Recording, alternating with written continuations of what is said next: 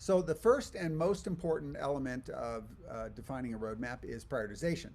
And a great tool for this is a Pareto chart, which is a simple bar chart, tallest bar on the left, shortest bar on the right. Volume is on the vertical axis and transaction type is on the horizontal axis. It's very common in contact centers, so if you've ever worked in a contact center, you've worked with one of these. Uh, and what you see here is actually an actual enterprise's contact center profile. And this is just their contact center. They've got 75,000 automated resolutions, and the savings for each resolution is $2.87. And so it's $215,000 a month when you do the math of hard savings, which is pretty significant. Now you could be looking at something that's very different, like an internal application, workflow automation, or making a transaction happen for an employee. And I've spent a decent amount of my time in this area in internal applications, but today I'm going to focus on external interactions with consumers because that's really where the volume is. So what is your Pareto chart? Of course, the Pareto chart that you produce depends on your goals. So it could be increased engagement, more sales, lower cost in the contact center, best-in-class customer experience. The good news is, no matter what your goals are, you can lower cost and increase satisfaction at the same time, which is something we couldn't do before. It used to be an inverse relationship. Now they're tied. You can do both. So when building your chart, don't forget the interactions that don't make it into the contact center. In the retail and brand space, for example, 60% of conversations end up being pre-purchase, most of which would never have reached the contact center. So when you put your Pareto chart together, don't just put a contact center Pareto chart together, put a contact Pareto chart together, something that covers the broad range of what customers do with you. You may not have all this information until you actually get them into a conversation, but you need to take a shot at it when you start. So to figure out what goes on your Pareto chart, consider something simple, just about value. And you don't need complicated spreadsheets. A simple prioritization based on how much automation saves you, multiplied times the volume of it, so is it high volume or low volume, creates four quadrants. And the first one is a definite yes, right? It's high transaction savings, high volume, definitely going to go on your chart. I found that high volume usually trumps transaction savings. So if you have high volume, it's most likely, even if you've got lower transaction savings, it's going to end up going on your chart. But don't count out low transactions volume with high transaction savings, because I've seen a lot of this in sectors like the financial services vertical, where the cost of an interaction is otherwise quite high. And so even if the volume's low, you can still do well. And think, $30 or $100 in savings, which can really make a difference. But if you've got low volume and low transaction savings, it's unlikely, or it's going to be a very low priority, and you're going to be able to fill your chart with the other three items. So I wouldn't spend time there. So if you're going to build a roadmap for automated conversations, you need to make it matter. And the biggest impact I've seen on customer experience and for results is the difference between redirection and resolution. Your conversations shouldn't tell customers where to go or how to resolve the inquiry. They need to actually resolve the inquiry immediately in real time in the chat. You need to get it done. And if you haven't looked at technology for a while, to build an appropriate roadmap, you really need to do it because things have changed. It's more powerful, and today's technology can produce consumer-driven conversations, consumer-directed conversations. Instead of fixed dialogue flows that you used to have to build, now the consumer can come in and start the conversation, and the dialogue is adaptively created based on where the customer comes in and what the system knows. So you don't need to anticipate every permutation of your customer's interactions anymore. The software can do that for you.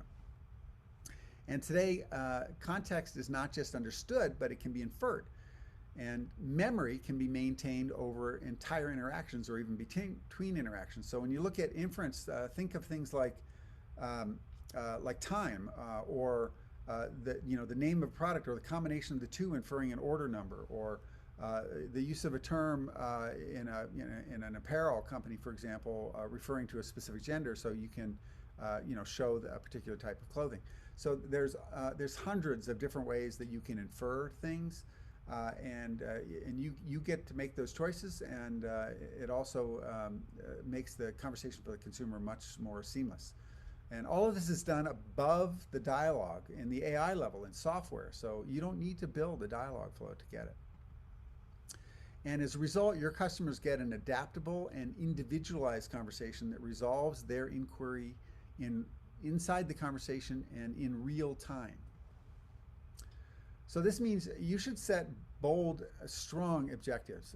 In the last 5 years, the only failures that I've seen are from not thinking big enough, because the enterprise thought that what they were doing was impossible or it was too high risk, so they picked something of little value on their first try, and it didn't succeed, and then or create enough value, so it stalled everything after that. So it delays everything. So go in. The technology allows you to go in and actually do something that's going to create great results right out the chute. So you should set bold objectives. And as you lay out your roadmap, look to avoid weak results by skipping these mistakes. So the first one here on the left side is thinking chat is like a website FAQ. It's not about FAQs or knowledge bases. It's not that customers don't ask broad questions. You need to be able to answer them, but in a chat, your answer can't be so long, especially on channels like voice assistants. So if you're serving multiple channels, an answer like this, I mean, absolutely wouldn't work on a voice assistant. It's also already too long for chat. And customers rarely ask questions for the fun of it. They're actually trying to do something. So it's best to lead them to a transaction that they likely want to do, and frankly, to their transaction. And customers literally want you to just answer the question they asked. And in this example, the customer asked a very specific question about returning something they bought yesterday, and instead they get 3 generic questions about return policy. Not going to lead to a satisfied customer. Redirects may be simpler. We talked about redirects versus resolution earlier, but this is an example where you see this happening, and you may even think it's quicker for the consumer, but you can and should deliver more, and your customers expect it. Here the system doesn't even understand the inquiry with confidence, so we're going to ignore that for the moment, but it offers multiple links which either give general answers or redirect the customer to a web page instead of resolving the customer's inquiry in the chat in real time. I actually want to speak a little bit about the cost of redirections, right? You lose pretty big on a redirection, because you don't actually know if they went to where they redirected and completed the task, and it's difficult to correlate the data, and it costs significant time and money to do that, and resource. So it's a big loss, because you lose information and that you would have otherwise gotten if you kept them inside the structured environment of the chat. You would get structured data that you can use to analyze what's going on. But in the case of a redirect, it's like, what if they want to do something else? It's higher friction for them to even get back and continue the conversation, and it's certainly not really possible for them to make a turn into a different subject. And the conversation should always know the customer. You can create individualized conversations, and a chat should know the customer. So this chat should have known the customer. It should know the customer's orders, and it should be able to infer the order number. You should really look to reduce customer friction, not create more. So I'm going to use this demo to give you an example of some of the things that can happen. It's not, I only have time for like one, and there's many more that I could show, but this gives you some key understanding of things that can happen. And this is recorded from a public website. So first and foremost, the customer asks a very specific question. I placed an order earlier today. Has it shipped? And the answer is no, it hasn't shipped. And so you can get back to the customer and tell them that. They can also ask general questions, just like any other system, and get a general answer back. and they can switch topics. So they can turn right around and ask a completely different question about a different thing. Can I still return the leggings I bought back in April? So this is where the system actually infers, right? It takes the combination of leggings and April, figures out, wow, there was an order number for leggings at that period of time. It would apply an eligibility. So is it actually eligible for return before it would offer what it is offering, which is to start an actual transaction for a return, which is accomplished inside the chat. And this is, creates an opportunity for the customer to direct the conversation. The system understands and infers the context, resolves the customer problem. The whole conversation is adaptable based on where the customer came in and what they said. So you saw a particular version of it here that could be different. This can be used to automate anything. It can be available in any channel, and the resolution is in real time. So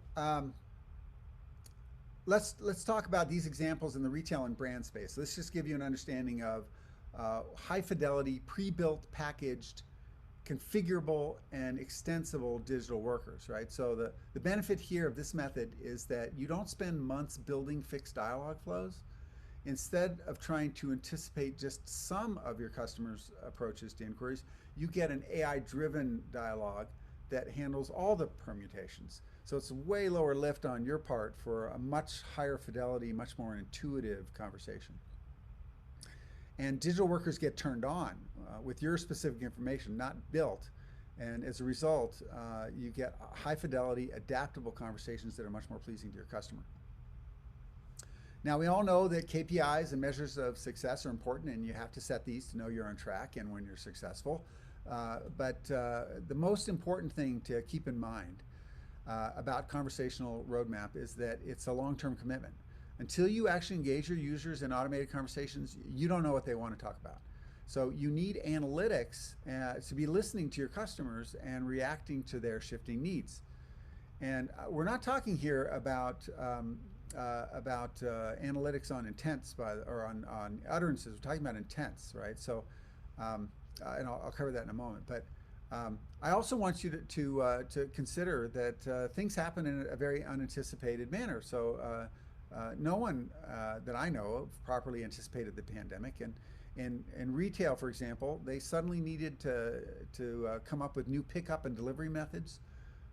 They had static store hours that suddenly became dynamic. Research online suddenly became uber important. And digital overall across virtually every vertical has become much more important. And by most accounts, that's not going to go backwards. So just like your company's website, your conversations are going to change, and you need to be listening with analytics. And the systems today allow you to simplify this. They speak, as I mentioned earlier, in intents, not just in utterances that you need to manually convert to an intent, but because these systems know hundreds of intents, they can automatically do that for you. And you can also drill down to subcategories. You can adjust dates, and of course you can do all of this to be laid out as trends. They can also sense sentiment. So you know your customer's experience in the conversation, and you can analyze the sentiment by intent. And so that's it's a very powerful way to understand how customers feel about the conversation, good, bad, or indifferent. So for the best roadmap, though, you got to think people. I have never met an automation that was complete without them. And the most strategic thinkers that I have worked with think way less about simplicity of reducing headcount and way more about how they help their people provide best-in-class customer experience and how the automation does the same. It's really the interaction between systems and people that is key. And so first, you got to know where do your customers, or better said, where should your customers be able to converse with you? So there are many channels, many touch points. You need to figure out which ones are important to your brand and your customer. And second, you need to know when and how, frankly, to hand off to a person. Is it immediate? Is it after some automation? When the customer asks, based on sentiment, all of the above? These are choices that you need to make. And then third, you got to understand where, right? So what platforms or groups should take the live conversation? Uh, is it service reps or social community managers, sales reps, advisors, stylists, designers, consultants? They could be in a store, an office, a home, in a contact center. You could have a community of online experts or advocates for your brand. And the good news is systems today can escalate conversations to any or multiple of these based on the intent of the customer. And what context do they need?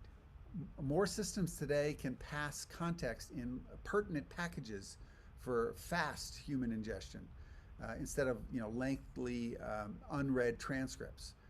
So when the person actually receives the contact, they can immediately be empathetic, which is highly desired by customers. And you've got to think implementation. This is also an area where things have really changed. We used to talk about minimal viable product because you have to make sure that you give your customers enough to make them interested in conversing with you. And it took a lot of significant effort to build even a small number of use cases. But now systems can produce large numbers of use cases with much less effort on your part. So you can move up the maturity curve very rapidly. So in less than a year, you can move from stage 1 all the way into advanced service digital workers in stage 4, where you never could have done that before. And of course, no roadmap is worth anything if you don't get started. Time really is money in this business. The financial people know this, but just a reminder, you aren't losing the first month's savings, you're losing the last month's savings, which is much larger. So the sooner you start, the sooner that build accrues. And as I mentioned earlier, you get better customer satisfaction, not worse. The automation actually delivers better results. We have data from a recent Link customer launch that showed a 30% increase in CSAT with conversational automation. Why? Because customers love to resolve things quickly without having to wait for people.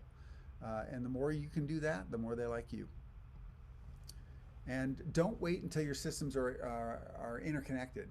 CX automation systems can ingest and integrate at specific points and bring the experience together at the customer experience automation level, as opposed to in the back end. So your systems don't need to be all connected and aligned before you can get started. So ask the questions and look for those opportunities because they're there. And borrow instead of build.